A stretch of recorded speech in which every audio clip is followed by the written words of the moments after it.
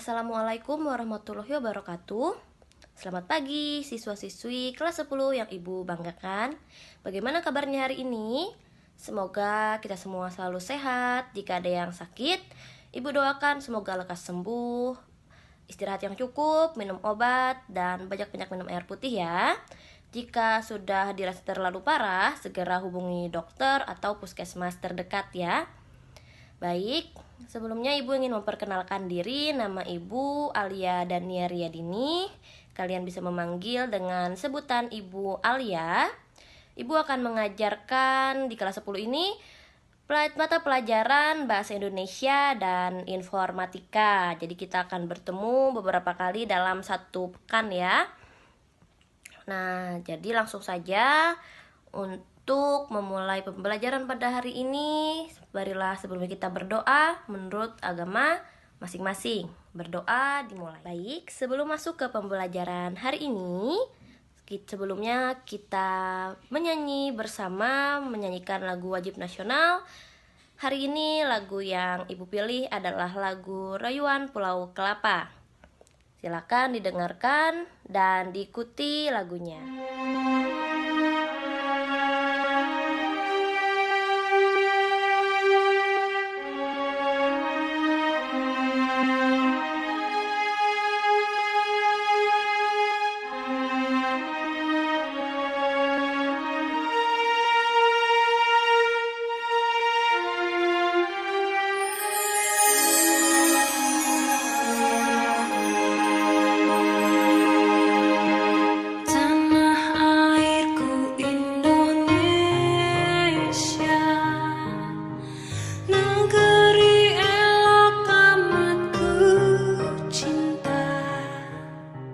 Tanah tumpah darahku yang mulia, yang ku puja sepanjang masa. Tanah airku aman dan makmur, Pulau Kelapa yang amat subur, Pulau melati pujaan bangsa sejak dulu kala.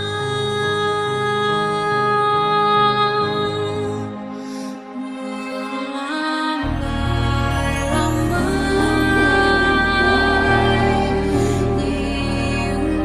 di pantai, berbisik-bisik raja tanah,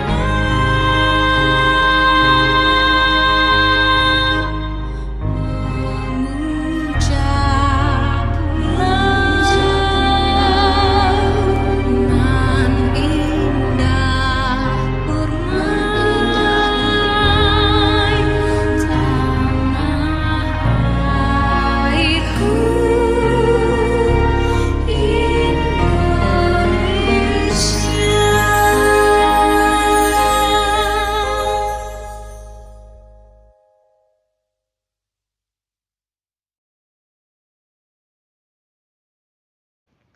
Baik, hari ini kita akan belajar tentang teks laporan hasil observasi. Nah, sebenarnya teks laporan hasil observasi ini sudah pernah kalian pelajari di jenjang SMP di kelas 7 semester 2. Ada yang masih ingat? Atau sudah pada lupa nih? Nah, kalau lupa, gak apa-apa deh. Kita hari ini akan mengingat kembali tentang teks laporan hasil observasi ini. Nah, nanti setelah mempelajari kembali teks laporan hasil observasi ini, Ibu harap bisa diingat ya. Jangan dilupakan lagi pembelajarannya.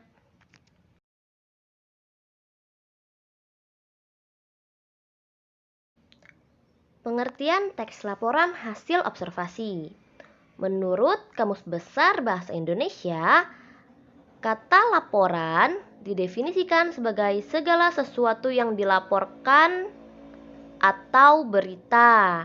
Nah, jadi laporan itu adalah segala sesuatu hal yang kita laporkan kepada orang lain atau yang kita beritakan kepada orang lain. Nah, sementara untuk kata observasi, nah observasi ini diartikan sebagai peninjauan secara cermat. Jadi kita melihat, mengamati, meninjau secara cermat sebuah objek yang sedang kita amati. Jadi dapat disimpulkan bahwa teks laporan hasil observasi adalah teks pengamatan terhadap suatu objek berupa penjabaran umum mengenai suatu objek yang diamati atau diteliti. Atau secara sederhana, teks laporan hasil observasi adalah laporan. Jadi ini adalah laporannya atau karya tulis yang disusun secara sistematis berisi laporan kegiatan yang diamati.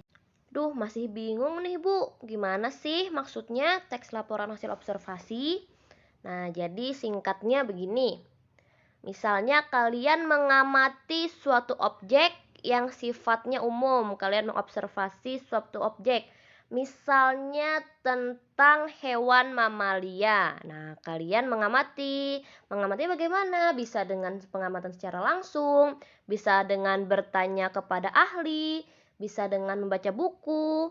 Nah, setelah kalian mengamati dari cara-cara tadi, kalian kan bisa menyimpulkan, oh ternyata hewan mamalia itu begini, ada A, B, C, D. Nah, itu tadi kalian tuliskan, kalian buat laporannya dalam sebuah teks laporan hasil observasi. Lalu apa bedanya Bu dengan karya ilmiah misalnya atau hasil penelitian? Ini mirip dengan hasil penelitian, tetapi kalau hasil penelitian itu lebih dijelaskan secara rinci, lebih detail daripada teks laporan hasil observasi. Nah, kalau teks laporan hasil observasi ini hanya berisikan hal yang kita amati saja, hal yang kita ketahui luar-luarnya saja. Nah, jadi kita tidak sampai eksperimen, tidak sampai melakukan penelitian, kita hanya sampai tahap mengobservasi. Lalu apa bedanya Bu antara teks laporan hasil observasi dengan teks deskripsi misalnya, karena biasanya banyak yang bingung nih karena agak mirip. Nah, teks deskripsi itu objek yang diamati adalah khusus. Jadi dia bersifat khusus objek yang diamatinya. Kalau laporan hasil observasi itu bersifat umum, objek yang diamati.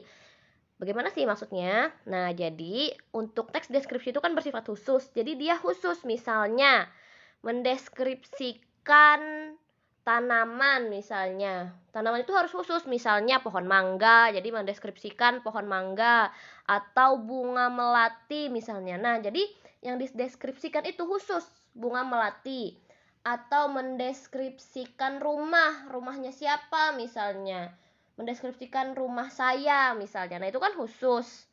Seperti itu. Jadi, kalau laporan hasil observasi ini dia lebih umum objeknya. Misalnya tentang hewan mamalia. Nah, hewan mamalia itu kan banyak tuh jenisnya. Nah, yang boleh kita masukkan di teks observasi, yang boleh kita observasi adalah bagian hewan mamalianya. Jadi secara umum hewan mamalia itu apa? Atau misalnya unggas. Nah, unggas itu apa? Apa saja di dalamnya? Nah, itu kita masukkan ke dalam teks laporan hasil observasi. Atau tentang manusia misalnya. Nah, manusia itu kan sifatnya umum, bukan langsung khusus misalnya si A misalnya. Nah, kalau kita mendeskripsikan A itu masuk ke teks deskripsi. Tapi kalau kita membahas tentang manusia, nah itu masuk ke teks laporan hasil observasi. Misalnya lagi kita membuat teks laporan hasil observasi tentang budaya Indonesia misalnya. Nah, budaya Indonesia itu kan banyak. Nah, itu masuknya ke laporan hasil observasi. Tapi kalau kita membahas tentang tarian misalnya tari saman. Nah, tari saman itu kan khusus tari saman aja. Nah, itu masuknya ke teks deskripsi. Seperti itu, semoga bisa dipahami ya. Nah, selanjutnya kita akan masuk pada tujuan. Apa saja sih tujuan teks observasi ini? Nah, teks laporan hasil observasi ini yang pertama tujuannya adalah mengatasi atau memberikan solusi suatu permasalahan. Yang kedua, mengemukakan atau menemukan teknik atau metode baru. Yang ketiga, sebagai pertimbangan pengambilan keputusan. Yang keempat, mengawasi atau memperbaiki suatu objek atau metode yang sudah ada. Yang kelima, menginformasikan perkembangan yang sedang berjalan. Selanjutnya, fungsi. Nah, sesuai namanya, yang pertama fungsinya yaitu berfungsi untuk melaporkan hasil pengamatan dari suatu kegiatan atau penelitian. Nah, tadi ya, jadi setelah kita observasi, kita buat nih teks laporan hasil observasinya. Yang kedua, menjabarkan fakta dan informasi di balik solusi atau keputusan yang diberikan atas topik yang diteliti. Yang ketiga, sebagai sarana dokumentasi suatu kegiatan atau penelitian. Dan yang terakhir, sebagai sumber informasi yang faktual atau berdasarkan fakta. Nah, selanjutnya kita masuk ke struktur teks laporan hasil observasi. Strukturnya ada 3 bagian.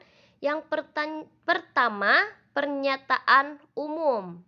Nah, pernyataan umum ini berisi mengenai latar belakang kenapa memilih objek tersebut sebagai observasi, tujuan observasinya, serta langkah-langkah yang perlu dilakukan. Nah, pernyataan umum ini lebih mudahnya kita pahami sebagai pendahuluan ya. Jadi ini pendahuluannya nih pernyataan umum itu. Nah, jadi di dalam pernyataan umum ini kita masukkan mengapa kita memilih objek yang ini sebagai objek observasi kita, mengapa bukan objek yang lain. Nah, itu kita jelaskan pada bagian pernyataan umum. Nah, lalu kita jelaskan lagi kedua tujuannya. Apa tujuan kita mengobservasi objek ini? Misalnya kita mengobservasi tentang hewan mamalia. Nah, kenapa kita memilih hewan mamalia? Mengapa kita tidak memilih unggas atau memilih ikan misalnya? Nah, lalu tujuannya. Nah, tujuan kita mengobservasi hewan mamalia ini apa nih? Nah, itu kita jelaskan pada bagian pernyataan umum.